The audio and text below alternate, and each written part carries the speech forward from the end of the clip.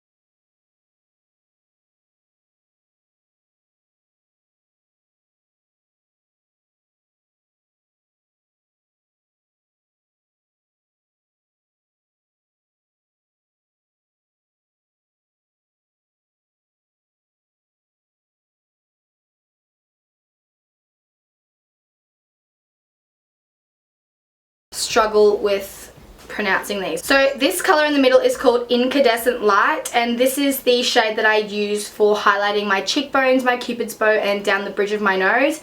This color here, which is the darkest color of the palette, is called Dim Light, and I like to dust that over my contour. It just makes it look so natural, even though I know contouring is not natural, but I just love the look. And this first color here is called Radiant Light, and you're supposed to dust that all over your face, but I'm not really a fan of the whole glowy look, especially because I do have oily skin. Even though I use matte products, it just always turns out looking dewy. So I'm just going to use my 105 Luxe Highlight Brush by Zoeva, and then taking Incandescent Light, I'm just going to be popping that on the highest points of my cheekbones and to my brow bone in a kind of reverse C shape. And then I'm just going to go a bit more on my cupid's bow, down the bridge of my nose, a little bit on the tip. So I'm just going to grab Dim Light, which is the darkest one, just on my bronzing brush, and just sweeping that over my contour. It's really subtle, but it just, I don't know what it makes it look like. It just makes it look so amazing. I know, I'm really weird. And so this pretty much is my flawless foundation routine if I'm going out clubbing, or if I just want a really flawless face for going to work, shopping, anything in general. If I want to put a full face of makeup on, this is the routine that I use. Thank you guys so much for watching. Don't forget to like, comment, and subscribe if you already aren't, and I will see you in my next video. Bye guys.